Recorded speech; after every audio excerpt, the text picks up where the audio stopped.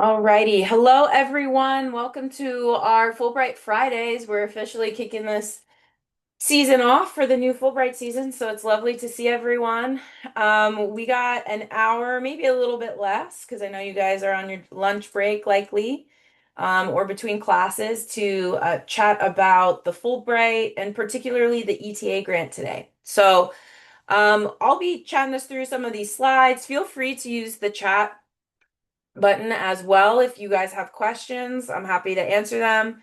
We'll likely have some time at the end to go through them in the chat or just unmute and talk a little bit more informally about everything. Nice to meet you all. I see a lot of familiar names and faces, so it's good to see you all.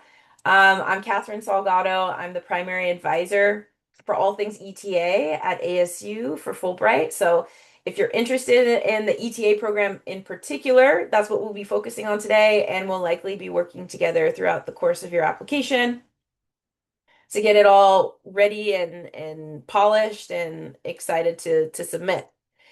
So for a lot of you guys, I know came to Fulbright Day. If you missed it, we're sorry to miss you. It was awesome. The Fulbright program is a cultural exchange program first and foremost. So we really like to highlight this at the beginning of all of our sessions just because it bears repeating. It's not a study abroad program. It's not a gap year program. They are very serious about their mission, which is to foster mutual understanding. So most of the grants for Fulbright ETA are 9 to 12 months for that reason. It's what we would consider an academic year. So the typical timeline is students will start their applications in the spring or summer, submit the applications in the fall, to go on their grants if they are selected the following fall. So the timeline follows very similarly to like a graduate school application timeline, which means that, there is a bit of a lead up. A lot of students are working several weeks or several months on their applications, and that our office is working alongside you, right? You're working with your advisors, you're sending us drafts, you're attending workshops, all of which are kind of a larger professional development opportunity outside of Fulbright. You've just learned to be a better writer and thinker throughout this process. Okay, so that's kind of leads into that mutual understanding because you're not just going there for a couple of weeks and then leaving. Like they want you to be a part of this community and to have a significant cultural experience and impact while you're there.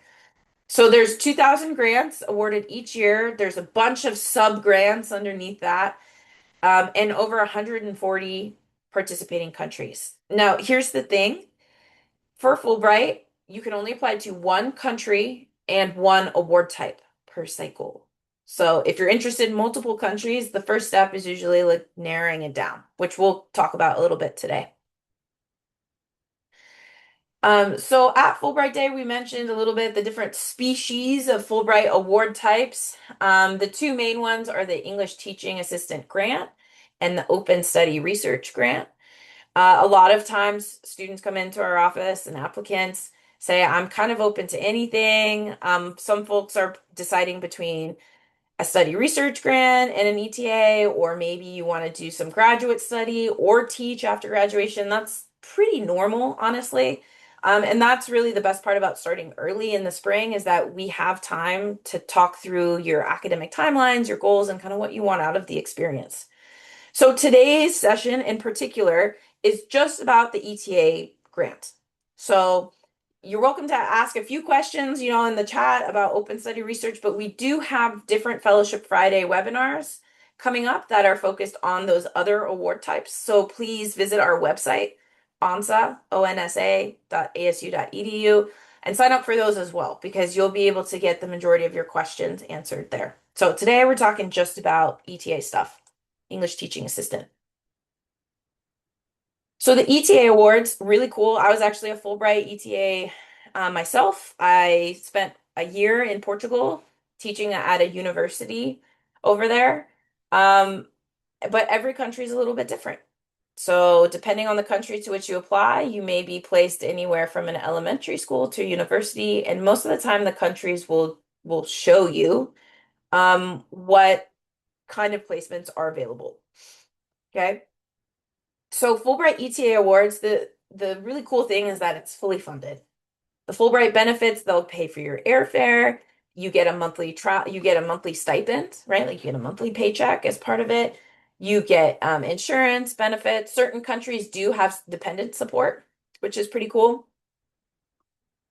And there's over 80 countries that you can apply to. The whole point is that you're teaching English language and US culture, but not in like a traditional kind of high school way where you're like teaching from a book, from a history book, right? They're looking for people from all walks of life, all ages, all levels of experience to really represent the US. And English and teaching English is just a vehicle for that exchange. So I say that because a lot of folks will come into my office and say, ETA sounds really cool, but I want to be a software engineer. How do I make that happen? Right? I don't know if it's this only for career teachers. And we say, no, not at all. In fact, a majority of our ETA grantees are not career teachers, which is pretty cool. The other thing is that the actual ETA grant, you're doing about 20 to 25 hours of teaching. And then the other 20 hours is in community engagement. Now, there are some exceptions. South Korea, for example, on the candidate profile, they'd say, hey, you're actually going to be doing 40 hours of teaching. But they're always very upfront with what the hours look like and what the expectations are and what their preferences are. So you can generally expect from the ETA experience to do the, part-time teaching. And then you also have community engagement. Depending on the country, the foreign language proficiency will vary widely. We'll talk a little bit more about this in just a moment. But you would be surprised that there's a lot of countries that don't require any foreign language background at all. Um, if you've studied Spanish in high school or French or German or whatever, even if you don't go to those countries or any country that speak those languages, you can still make a good case for why you want to be a cultural ambassador to Vietnam or Thailand, right? Because you're the kind of person who's curious about the world. So, anyways, this is just like a very brief overview of the ETA award and what you can kind of expect from it, right? So, it is a teaching program, but not like a Teach for America and not quite like AmeriCorps. Yes, you are teaching English, and so they do want people who are leaders, but the English teaching part is kind of broadly defined. So the Fulbright, in terms of how can the ETA specifically support your goals, especially if you're on the fence, right? Especially if you're not sure if you want to do an ETA or if you want to do something different.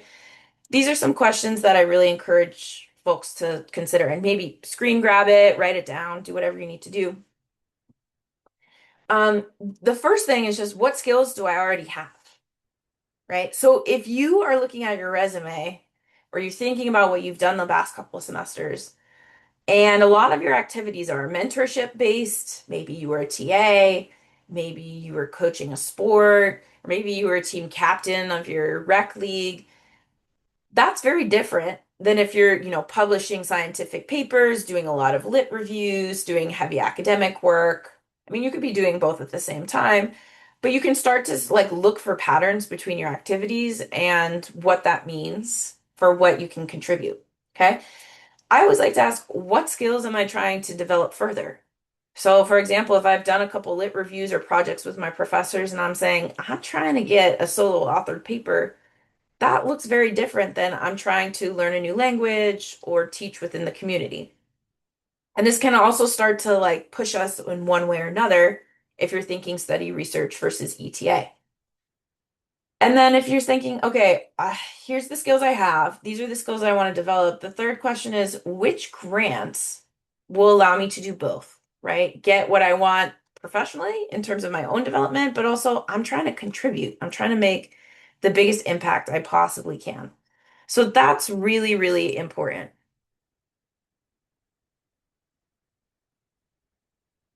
So we understand that at this point, there's a lot of decisions that can sometimes feel overwhelming. You're in the middle of your semester, you're thinking, oh my God, how am I supposed to choose? But I think it's an important stopping point and pause point, right? It's not another burden to add to your plate.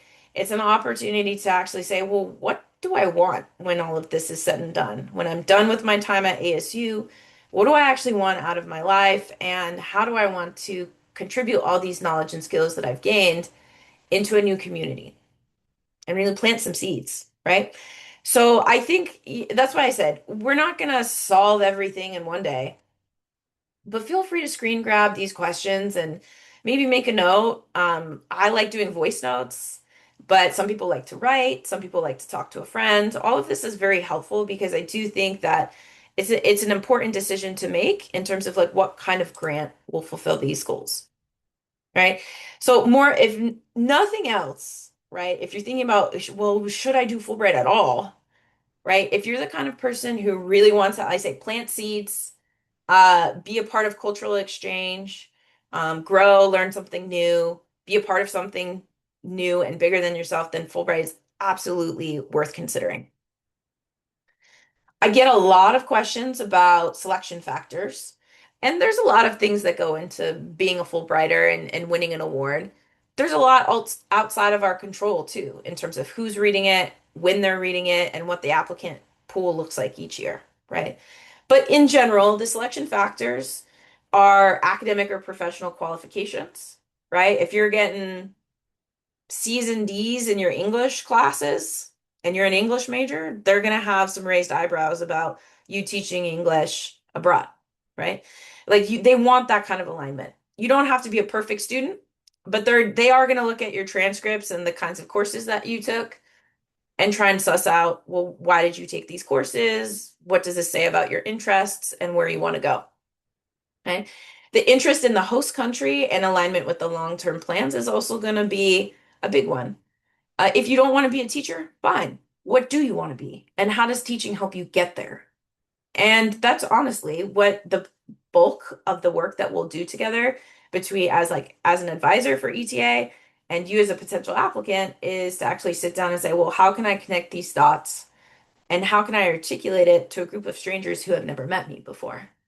That's a big task, right? And so that's why we say don't do it alone.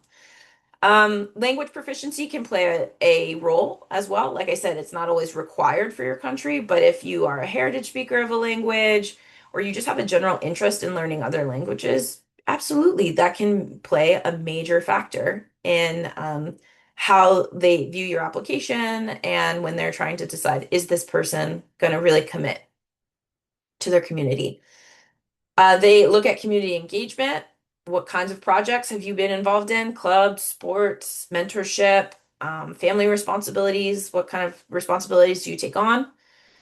What does that look like? And then they look at diversity broadly defined. That may mean geographic location. It may mean your field of study, your personal backgrounds, etc. So, I've had students from all over the US who are technically ASU online students who are applying to Fulbright. Um, and that would count as diversity because they're both an online student and they're in Idaho, right? Which is a much rarer state that produces Fulbright because it's not as densely populated. So these are some selection factors that go into ETA and just Fulbright as a whole.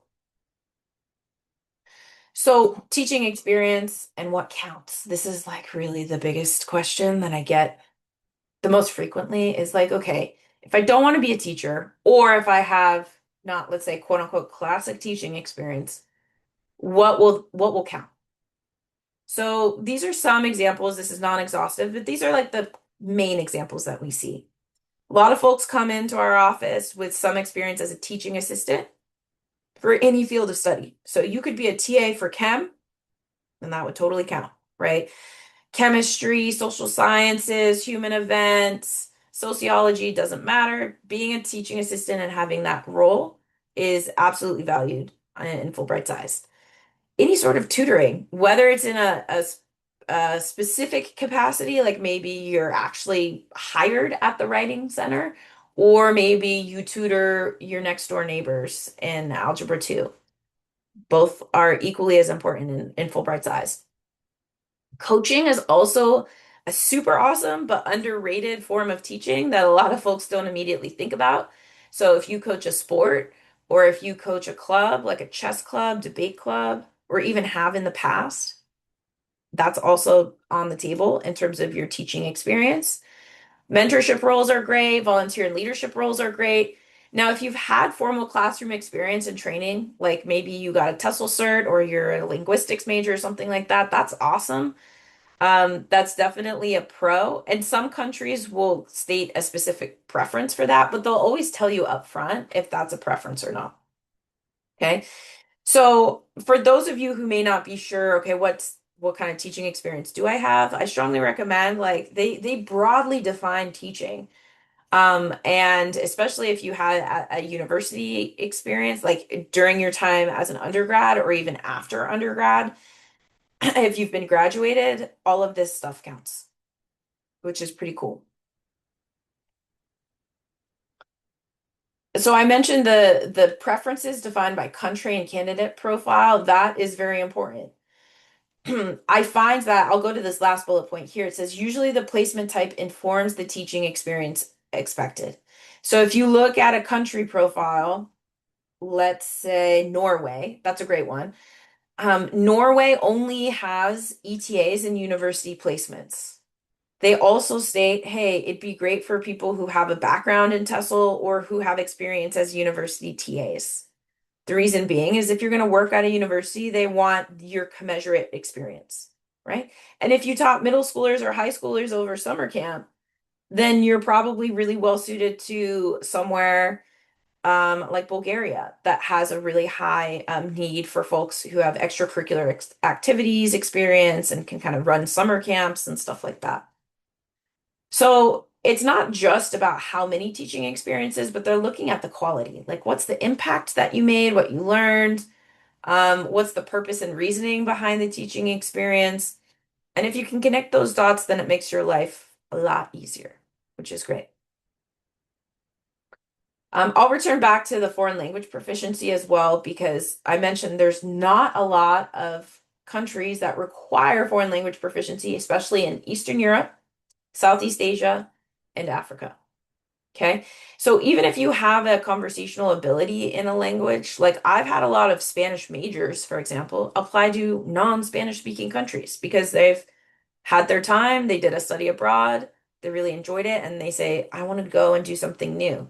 So as long as you can talk about how the act of learning a language, what you learn from these kinds of cultural experiences and how that will inform your approach to your host country, it's fair game. I like to add this map here because this is what it looks like on the Fulbright website, right? If you are interested in South America or Central America, I do like to put it on your radar that advanced Spanish proficiency is typically required for this region in its entirety. They say intermediate. I say Spanish 300 level or higher is considered intermediate.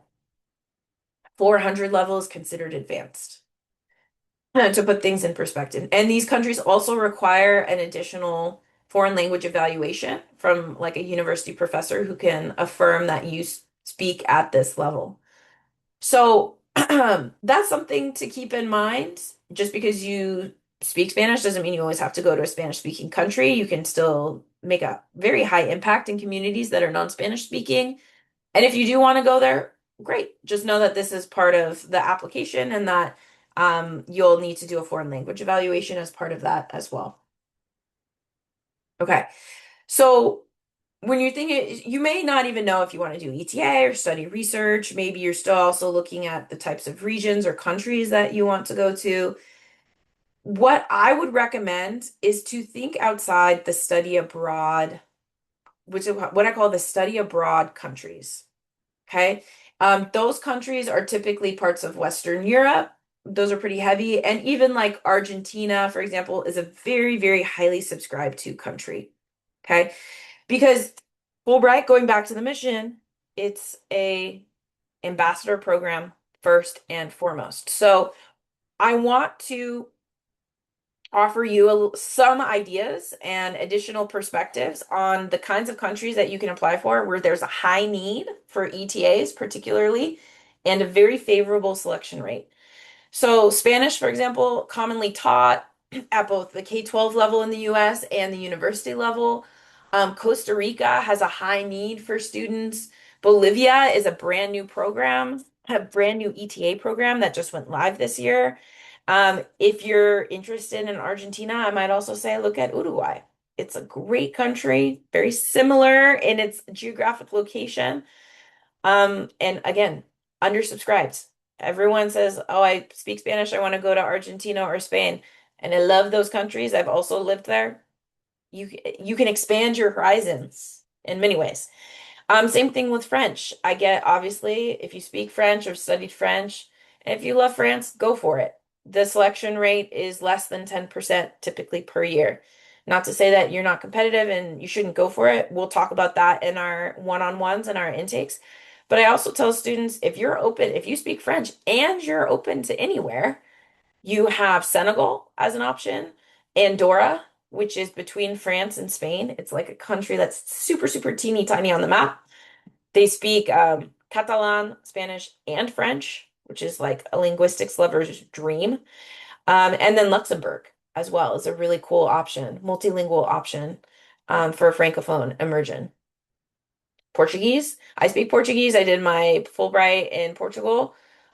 Brazil is also on the table. Those are great countries, but Timor-Leste in Southeast Asia has Portuguese influences. Mozambique in Africa is also on the card, is also on the table. So, these are meaningful placements where you could still use these language training that you have in new and exciting ways. The other thing I see a lot of students come in my office say, I just want to go to Greece or I want to go to Italy because it's Mediterranean and they're so happy there and all of that stuff, which is true.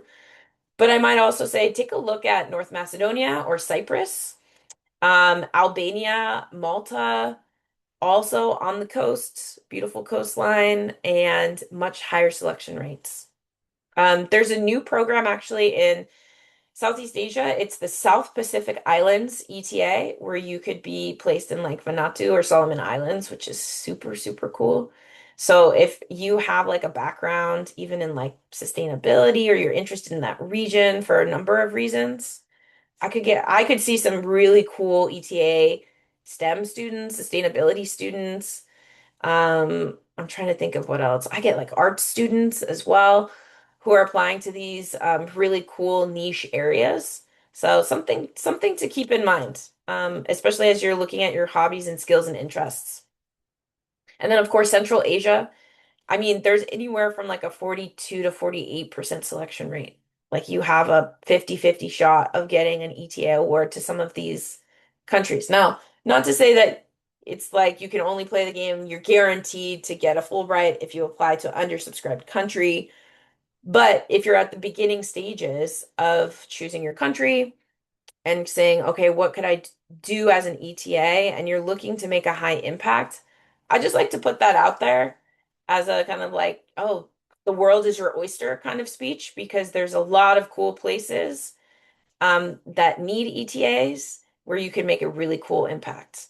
So in our intakes, in our step two meetings, we'll talk more about that too. I mean, this is not done and dusted, but I'd like to take a second to promote some of these smaller countries that are often overlooked for the study for the quote unquote study abroad countries because they have lovely people. They treat the Fulbrighters amazingly. Our Fulbrighters always have a great experience there. And just good things all around. Okay, so I mentioned also the community engagement project, which is pretty common for an ETA grant. I would say this is, in the grand scheme of things, you get about a paragraph to talk about what you would do. So it's not a really heavy research project. You're not thinking about the hows and the whys.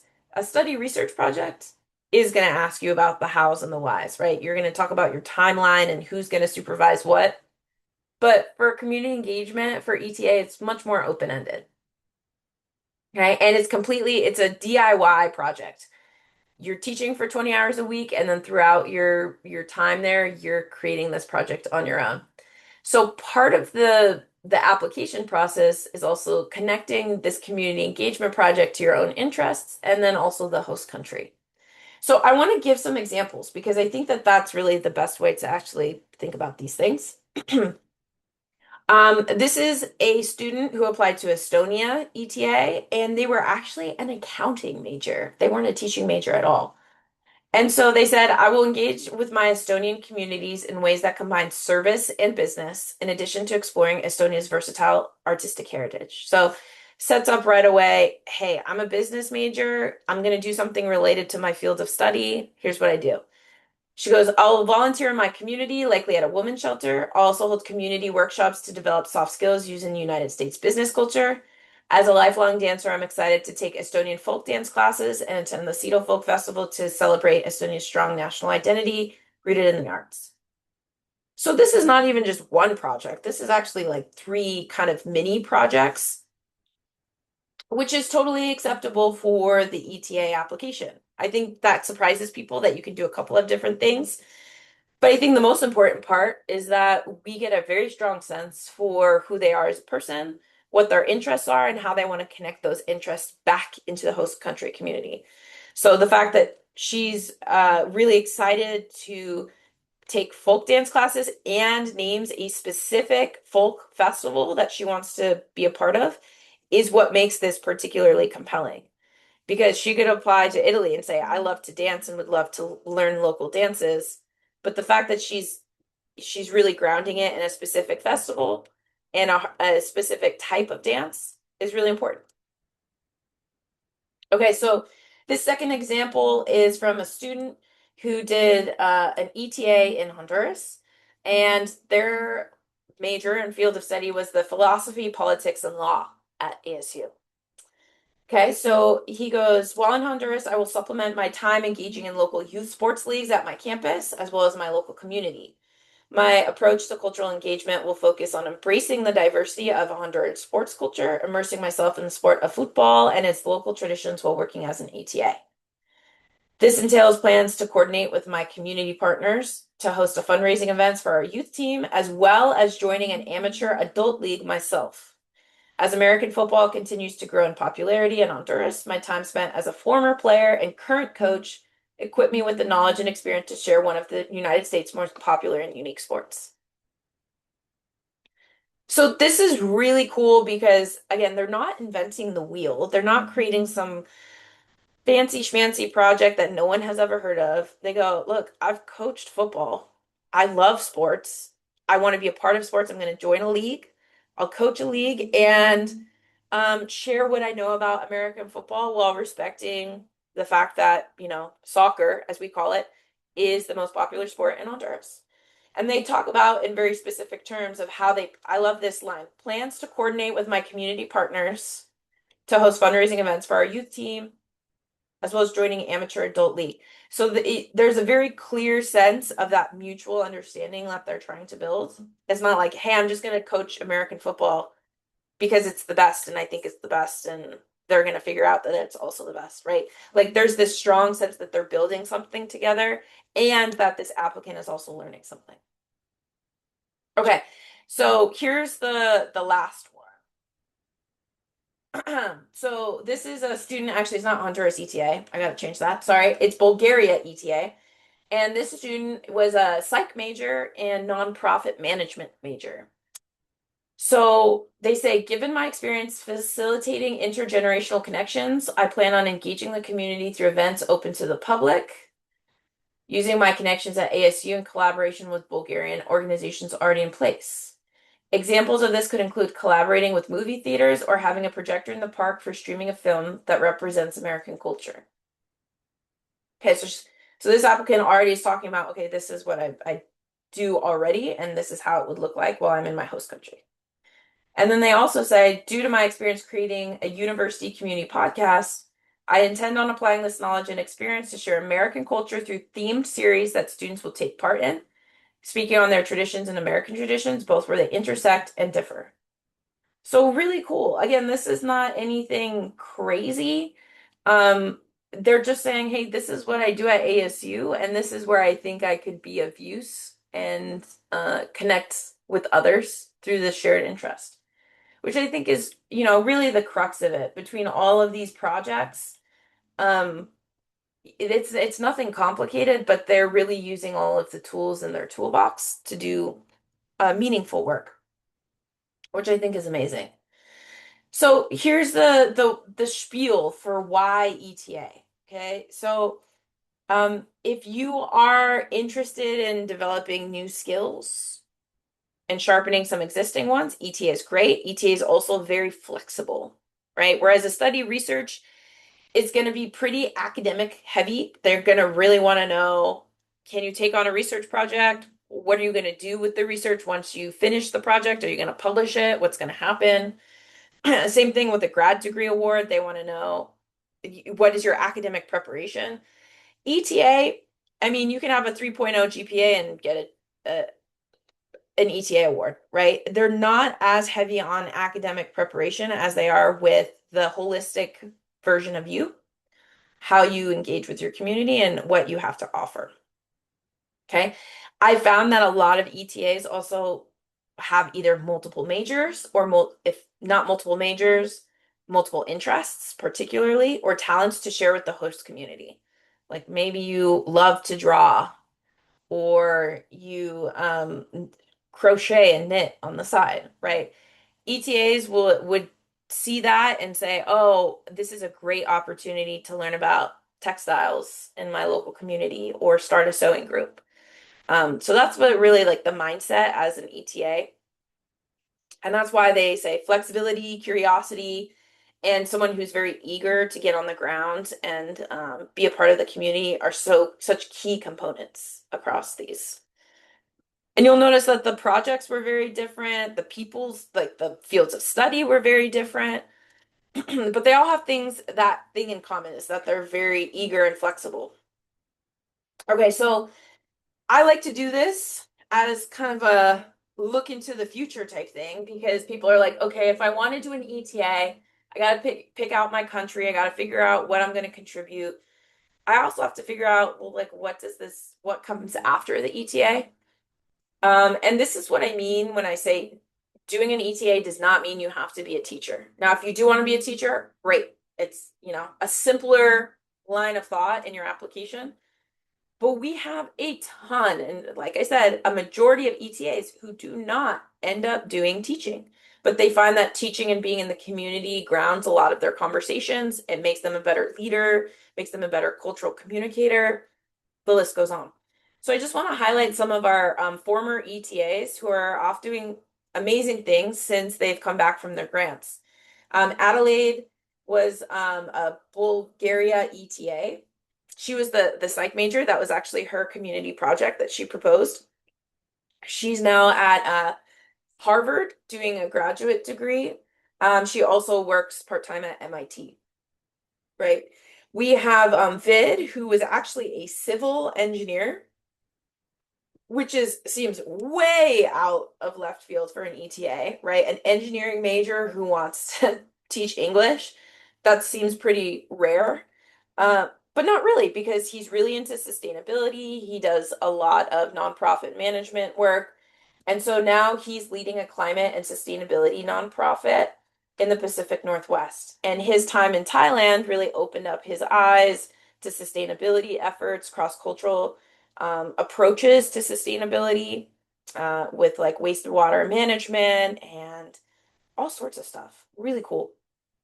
MJ Anderson, she's currently at Johns Hopkins doing international relations and energy policy. She was an ETA to Timor-Leste, which was really awesome.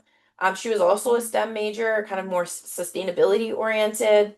Not featured is another ETA alum of ours, Connor, who did an ETA in Germany. He was a business major. He was actually a supply chain major, and now he's working for NVIDIA as an AI enablement and data engineer.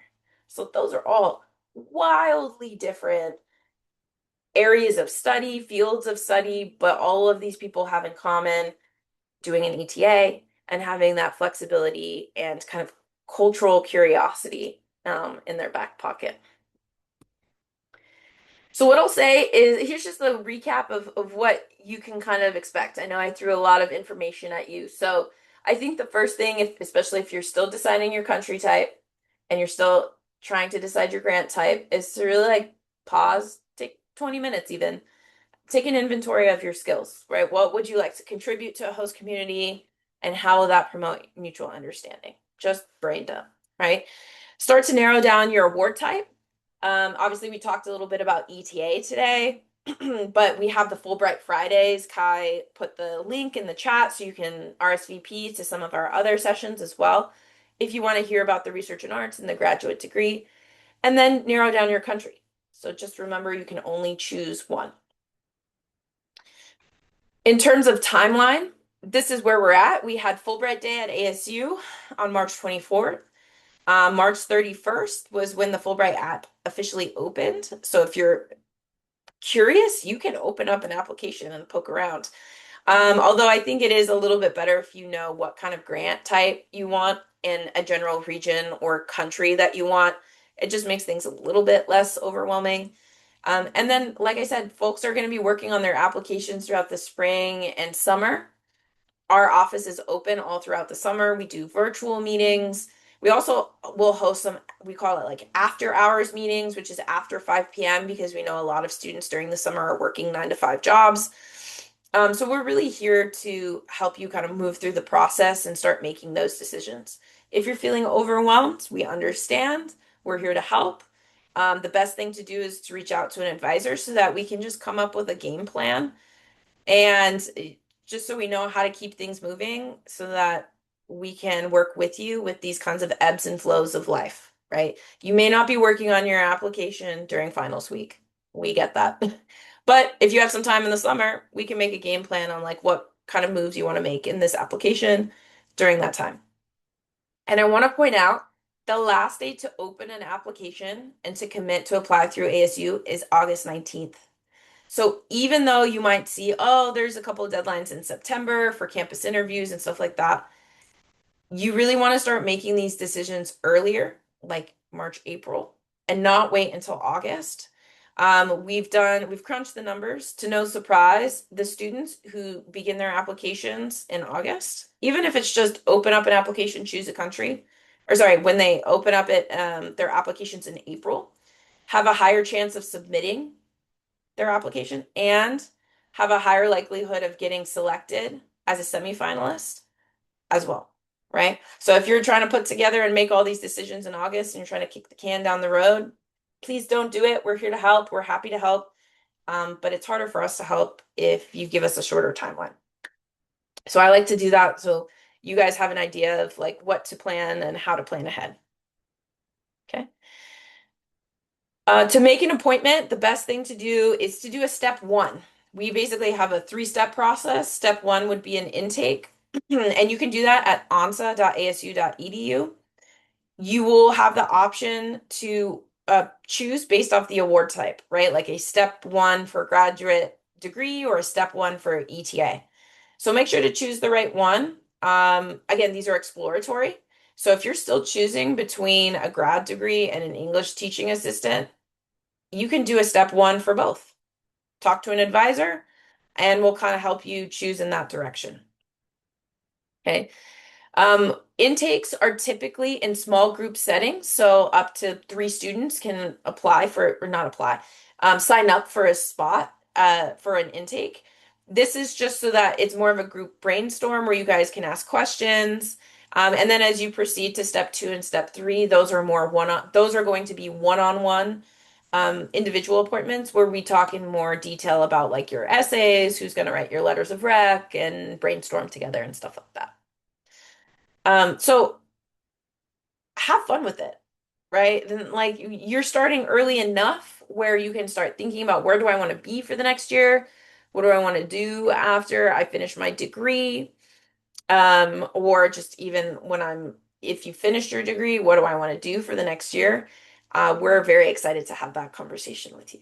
So, the first thing is to make some decisions and start at step one. You can visit our ONSA website for all of the goodies. The Fulbright.asu.edu landing page is also great. We have a bunch of the key dates and awards. And then when I mentioned a couple of times about the Fulbright website, thank you, Kai, for throwing that in the chat. It's the us.fulbrightonline.org. That's where you will be able to look at the map and poke through the country profiles as well. In our intakes, we'll also kind of poke through the host country. We'll look at the map and start saying, hey, which one looks good, and kind of strategize that as well. So take note, all of these links are great. And we're happy to work with you on your application. So please let us know how else we can help. I will pause there. If there's any questions, I don't see any questions in the chat. Um, I'll pause there. Does anyone have any questions that they'd like to throw in before we end today's session?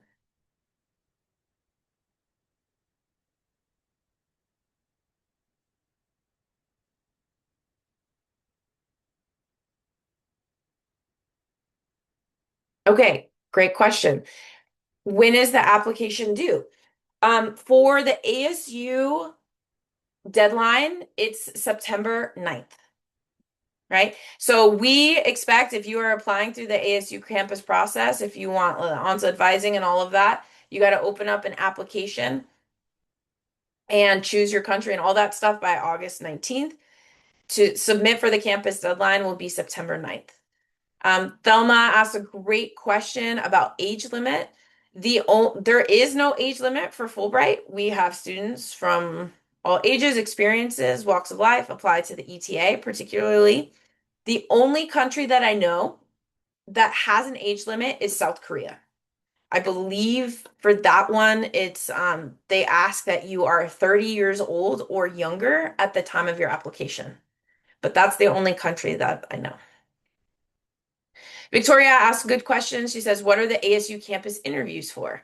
So we do the campus process where students will submit basically their Fulbright application. And what we'll do, Victoria, is we will create a committee on your behalf. So let's say, Victoria, you're applying to an ETA in North Macedonia.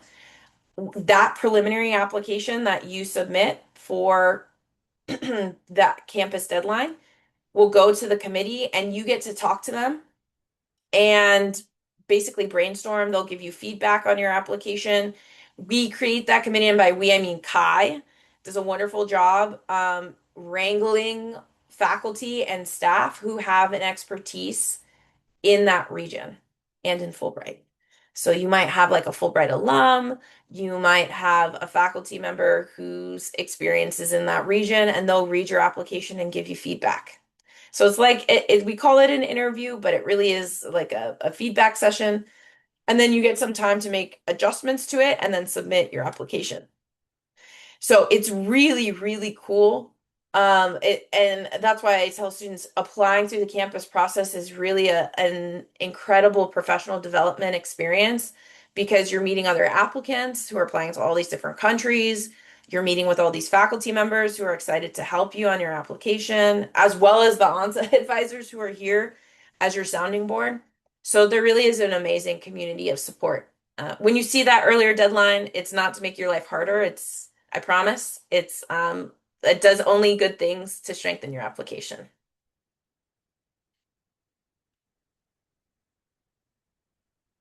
Great questions. Any other questions in the chat? I'd be happy to answer.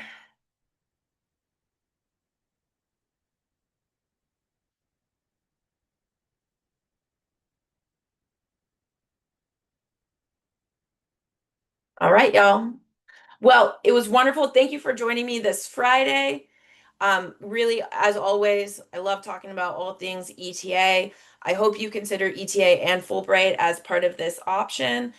Feel free to shoot me an email as you see fit. I'll throw that in the chat. Again, it says Catherine, but feel free to call me Katie. And I hope to see you in a step one intake meeting soon. And yeah, let's do this thing. Have a great Friday, guys. I'll talk to you later.